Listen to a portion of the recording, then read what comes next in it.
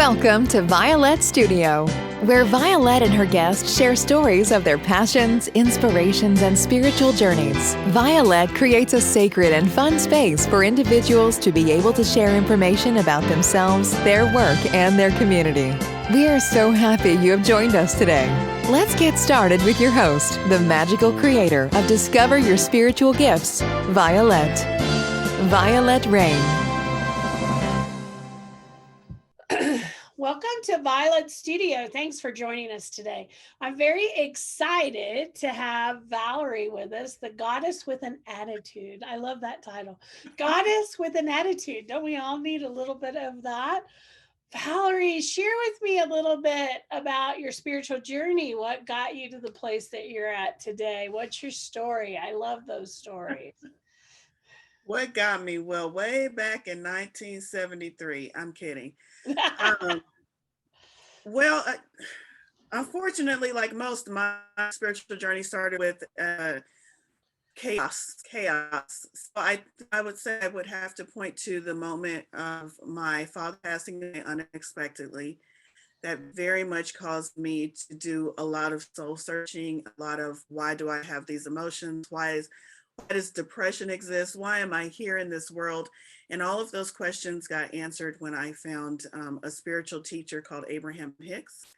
I began following that, looking into the law of attraction, and it was just the first time in my life that it seemed like my life made sense. So I had moved away from religion. I had moved away from all of the beliefs of my youth, and I was just kind of out there flapping in the wind, thinking that life happened to me, not for me. But when I came across Abraham Hicks, after a deep soul searching, that's what kind of something finally clicked, and I finally felt like things made sense in my life. And so that was the beginning of my spiritual journey. I love that. I love Abraham Hicks. I have followed them too. So some of those places where we get started along our journey. So talk to me a little bit about some of the things that you do, because you do a variety of lots of things. Share with us kind of some of the things that you do and what you offer people. Okay. So my journey as a spiritual practitioner started with tarot. I love reading tarot and oracle cards. And so that's one of the things that I guess would say is the foundation of where I started as a spiritual practitioner. I also do energy work now. That's one of the things I do. There's so much. I don't know. And then aside from the tarot readings and the oracle readings and the energy work I do, I also host an online community that mostly we meet on Meetup. And so we have a lot of activities going on there where we try to come together with like-minded individuals. Cool. So is this an online, in person, both? What is it that you're offering, and what are some of the topics that you talk about? Both. So we do online mostly. We have Zoom, online Zoom meetings where we come together, people from all over the country. And some of the main things we do is I do a card pull once a week, every week. So that gives everybody a kind of taste for my reading style. It's free for them to join. The group reading part is, and it also allows them to set a foundation for their week ahead so that they can try to like plan ahead instead of just falling in and reacting to what comes up. And then we also do weekly meditations, which are online. And the other thing that we do regularly is full moon and new moon celebrations. So those are kind of the foundations of what we always do every month. And then I try to schedule an in-person meetup once a month as well. That's awesome. That's awesome. So for somebody that wants to learn tarot or wants to step in to be able to do that themselves, what advice would you have for those individuals? What would you tell people that want to connect to these cards? Go for it. My learning style is to jump in and figure it out along the way. So that's the only advice I can give to somebody, because that's how I started. And it is I believe that by starting in that way, you not only develop a sense for the cards, but you develop your own intuition, because you have to rely on your intuition to tell you what those cards are saying if you haven't spent a lot of time learning the cards and the cards meaning. If you haven't done that and you just jump in and try to figure it out along the way, then you're automatically going to pull in your intuition to help guide you with when you're giving those readings. So that's my advice, because it's going to cause you inherently to rely so heavily on your intuition, is to just jump in. Get a deck that you feel comfortable with, start flipping those cards over, let your intuition tell you what they mean, go to the guidebook, get deeper understanding, but just jump in and figure it out. I love that, because I have kind of the same attitude. I teach people, it's called Develop Your Spiritual Gifts, and we play with cards. And I tell them, put the deck away.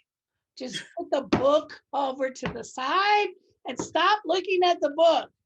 Just trust what you're getting. And they're like, bah, bah, bah, bah, and I'm like, read the book to find the artist's perspective and then put it away, because you don't want it as a crutch. You want to be able to connect, and it forces you to kind of connect into your own energy and kind of pull from, trust yourself and kind of step in.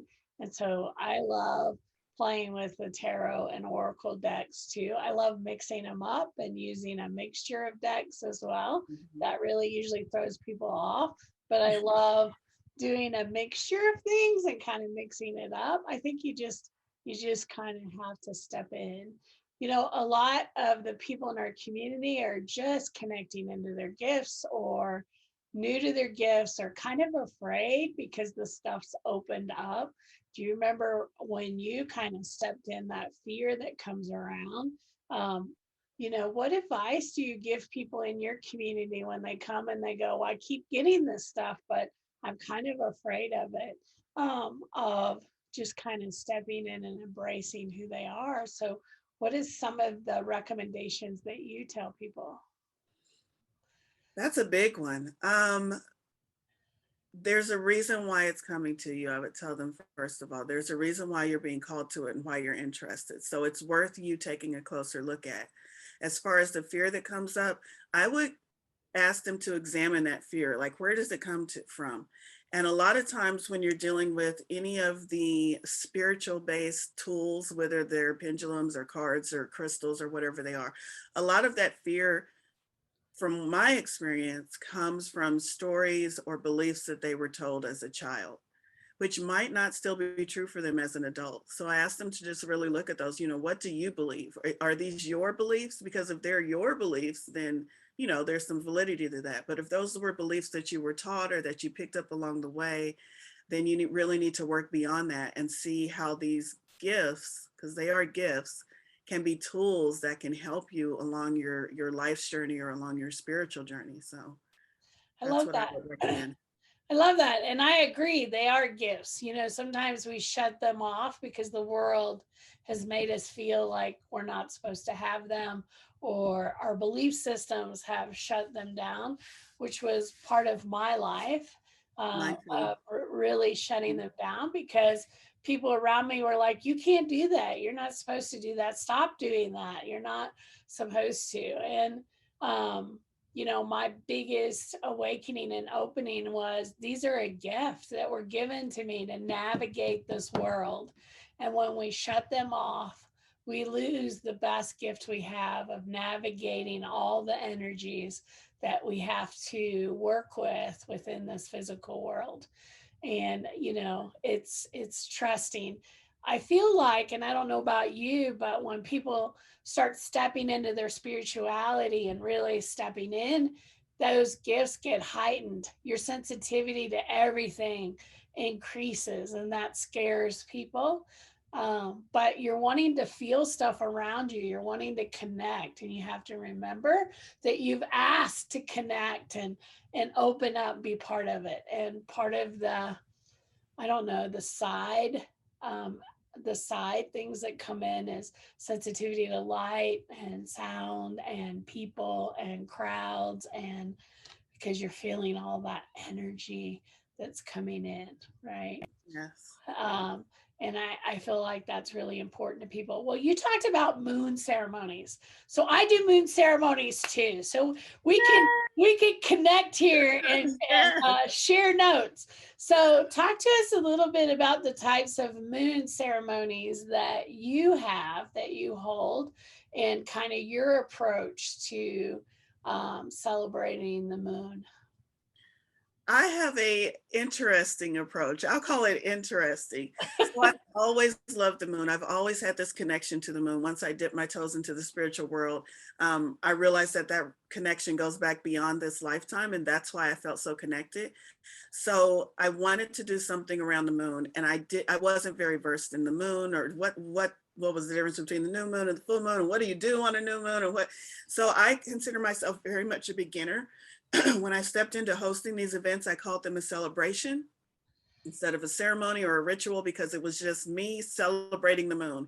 And I was teaching myself along the way and inviting others to come in and have this process with me. Now, in doing that, from the very start, I have a wonderful friend, and her name is Robin Poole. She's an astrologer. And so she would come in and I would be like, is this right? Is what I'm saying right? And she would chime in. And so it just evolved into this thing where it's a cooperation between the two of us. So we both host these celebrations where I give the very, I say beginner, but I've been doing it for about 6 months now. So I think I can say intermediate. I give the very intermediate view of the energies that are going on and where it's placed in the sky, like if it's a new moon in Aries or where it's, those energies.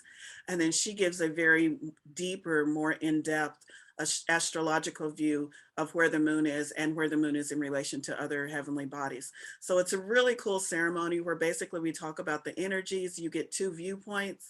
We both give rituals. So I'll give like a more intermediate ritual. She'll give a more in-depth ritual. And then we'll end it with a meditation. I do the guided meditation at the end to help bring in those moon energies. I love that. I love that. So I love that.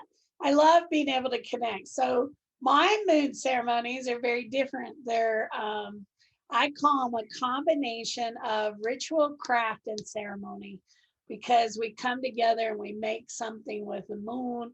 We step into the energies of what it's about. We bring our own energies in. So I have a moon ceremony in June where we make unicorn horns and we do unicorn sprays and we step into the moon. So I have sprays like rainbow sherbet and blue cotton candy. And so you get to make these essential oil sprays that have all this unicorn energy. And then May, we celebrate the fairies. So we make fairy dolls. And so every month it's kind of a mixture of craft and connecting to the moon and learning something new and fun. And I make it very fun. We always have tea and hang out together. So I have people that come every month because they love what we do every month. I do kind of crazy things like sea salt moon water in September for reflection. And so we bring in lots of new things. So talk to me. I'm penciling down that I need to be there in June for the unicorn. It was so fun because we did like headbands and we attached unicorn horns to them, and then we tied ribbons and flowers and did all these really pretty things with them, and everybody had a blast. And we did spray. And I think as adults we forget how to play and have fun. And so I like to bring a lot of fun into a lot of the stuff that I do to kind of connect to that inner child. And what most people don't know is there's healing happening when we're able to step in as adults and play and connect with that place where we like to be creative and playful and laugh and dance and sing. And so I bring some of that stuff in. So yeah, you'll have to come for my unicorn. Yeah, we do unicorns. We do all kinds of fun stuff. So talk to me about your unicorn connection. Share a little bit. What is it about unicorns that you connect with, and what's that energy for you? I just love them so much. I'm so excited. You asked me about unicorns. Oh my, it's actually on my dating profile to ask me about my unicorn. So funny story. So when my kids were younger, much younger, I don't even remember where, well, now I know it was divinely inspired, but I used to tell them that I had a unicorn and she had a name and she would talk and she would do these things. And it was just a way to entertain the kids. Well, look at my unicorn, and they could never see it, but I could tell. So it was a story. But after telling that story so long, like she became real to me. And I know she was always real now, but at the time I just thought I made her up. So I have this unicorn who is, I guess, like an animal guide, a mystical animal guide for me. She's been with me for a long time, since I used to think that I made her up for my kids. And not really, I wouldn't say she's really involved. So it is a she. Like, she doesn't like butt in and tell me, but it's just like that ever-present wisdom that I know I can go there if I need anything. So it's more like a silent friend. So that's what started my connection with unicorns. And then retail popped up and it was a popular thing and I could get unicorns everywhere. And I tell you, I was just in heaven. So I love unicorns. I love how mystical they are. I love their magic. I love the glitter. I love the colors. I love everything. I love that. Well, I talk to people here in the community because I've created an infographic on, are you a mermaid? Are you a fairy? Are you a unicorn? Are you a dragon? And it has questions it asks. And you covered all the unicorn things. I love the glitter. I love the magic. Unicorns are when I meet souls that have that unicorn energy, unicorns to me are very close to angelic. It's like their horns grant wishes for people as long as it's aligned with their divine purpose. And they hold a lot of magic. If you think about all the childhood stories of unicorn, not everyone could see the unicorn. The unicorn Right. was always very protected because it had these beautiful magical qualities. So when I see souls, they can be a little bit hidden. There's things about them they hide that they step back from, but they love shiny, sparkly things. They love like cupcakes with lots of glitter and flowers with glitter. It's like they drop glitter everywhere they go. And they love the magic. Unicorn souls to me are also more sensitive than other souls. So you may not know that you hurt their feelings, but you can easily hurt their feelings and they won't tell you, hey, that was really kind of hurtful. They're very kind of protective with their emotions and their feelings a little bit, but they love to get out and play. So I love unicorns, and I have my unicorn room here, I know. I saw it when I visited your studio. I love that room.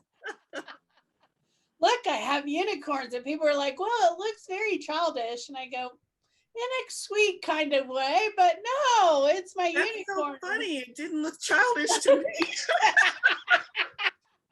I love that, Valorie. Just come down and hang out in my unicorn room. I will. You even have a unicorn behind you that I get to see every once in a while when you move. Several. Yeah, look. Oh, there's two. This is the one I got at your shop, actually. Oh, I love the unicorns. Well, and I love your little sign that says, I love me. I love me. So talk to me a little bit about your statement of I love me. Where did that come from? Why is that important to you? So important. I feel like when I dig down to the very basics of what makes me whole, it's that element of self-love. If that's not intact, then everything else that I build, like that's the foundation. If that's not intact, that strong sense of self-love, then everything else that I build on top of it is going to be on shaky ground. So I feel like that's so important to have that self-love, that self appreciation, all of the things that come with self-love, making sure that you are whole first before you step out in the world and try to interact with other people. So very important for me. I love talking about self-love. I love that because I think it's the thing people struggle with. Absolutely. Right? They give, they empty their tanks. They give, they empty their tanks. They give, they empty their tanks. But when you look at them and go, what are you doing for you? What is self-love to you? You get silence. They don't even know what self-love means. So what does self-love mean to you? How do you teach people to love themselves? I love that you're asking me this question. So that was me, that blank stare, excuse me, that blank stare when someone asked me what self-love was, or do I love myself? It was like, of course I love myself.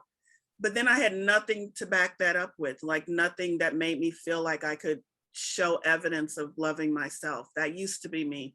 So where do I feel that comes from? I think it starts with a sense of divinity, recognizing your divinity, recognizing your purpose in this world was not by mistake, that you have purpose, that you are divinely made, and that everything about you, even the things that you want to pick apart and find fault at, is unique and is purposeful and is divine.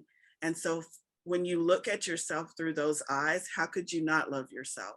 And so it's tearing away all of the things, all of the layers, all of the people we try to be, all of the masks we wear, tearing away all of that and really looking at our own divinity and our own uniqueness, and starting with that and building that love from that, and not allowing those other things to pile back on where you don't feel self-love.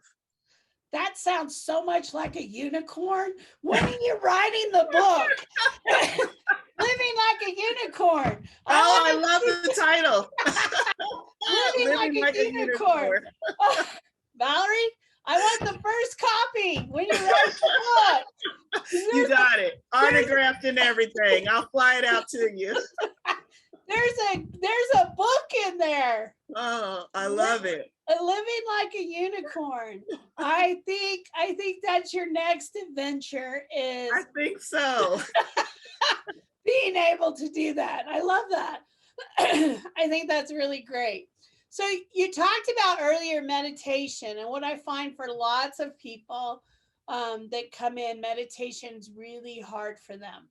They don't know how to meditate and they don't understand meditation. And I'm sure you get this in your community as well. Valorie, I can't meditate. I don't know how. I can't do this. What do you tell people that come to you and share that with you?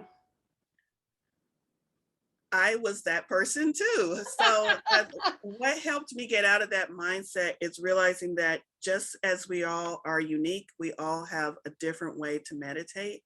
And I believe that most people meditate or find themselves in a meditative state, and they're just not realizing that, oh, that's what I'm doing.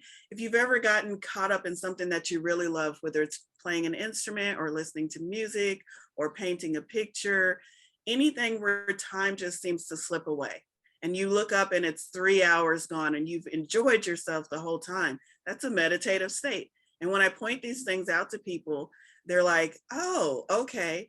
So if you can recognize where you're already doing it in your life, then you can build upon that practice to increase the value of meditation and to find yourself in a real meditation. But I feel like people all the time find themselves in meditative states and they just don't recognize it. And also taking off the idea that you have to clear your mind and you should probably have a clean space and you should have probably burned something and you should probably have crystals and make sure you have the music playing in the background. Taking away all of those things that people make it hard for people to meditate, and just going back to the basics, because I don't feel like we as humans can ever clear our minds without a lobotomy. But the idea is not to clear your mind, it's to not let your mind be in charge for the moment, to just be in the moment. So there's a lot of different ways that I try to explain meditation to let people know that it's a lot easier than you think, and you've probably been doing it, you just haven't been calling it meditation. And that kind of relieves the pressure. So my goal is to relieve the pressure of meditation and have them think of it as something fun or something that's going to benefit them. So when you do your meditations, are they guided? Are there moments of silence? How do you structure your meditations when you do it for a group? I'm curious. All of the above, all of the above. So I did say I do online meditations once a week, but I also do in-person meditations here in Kansas, in the Kansas City area. So I do both. And they're both a little bit different. So I do guided meditations where the majority of the time I'm talking and it's more of a visualization, but there's always a period of silence, even in the guided meditations. And then I also do what I consider like a metta or a loving kindness meditation. I've led those before as well, where it's just a very brief in the beginning. It's very brief to get you settled in, to get you breathing, to get you relaxed. And then the majority of it is just silence. So I've done both ways. Very cool. Very cool. I've got to learn so many new things today. So many new things from you. So if people want to connect and they want to reach out and connect with you, what are some of the easiest ways to find you and to connect in? Well, I have a website, which is goddesswithanAttitude.com. So you can find out all about me and about my offerings on that website. I also have the meetup group that I've mentioned a couple of times, which is Tarot, Unicorns, and Coffee on meetup.com. So you can join me there to figure out about the events that I host, either online or in person. I love that. I love that. And those listeners listening here in Denver, sometimes we get Valorie all the way to Denver and she comes to visit. She's been doing a lot of work with Awkwardly Zen here that's based out of Denver. And so we love to see her when she comes to town. And hopefully we'll get her to our center eventually doing something. So that would be a lot of fun. For those watching, thanks so much for watching today. Valorie, thanks so much for taking the time to hang out with me and do this podcast. I'm so excited to share it with others. You're welcome. Thank you for having me. Beautiful. Thank you, folks. Thanks for watching. I hope to see you soon at Discover Your Spiritual Gifts. Thank you for joining us. To find out more about Vialet and how she can help you discover your spiritual gifts, head over to discoveryourspiritualgifts.com and on YouTube at Discover Your Spiritual Gifts. You can also send a personal message to Vialet through email, violet@discoveryourspiritualgifts.com. Until next time, remember, we are meant to have abundant and joyful lives. We hope to see you really soon at Discover Your Spiritual Gifts. Discover connection, awaken sacredness, become empowered. Come experience the difference at Discover Your Spiritual Gifts.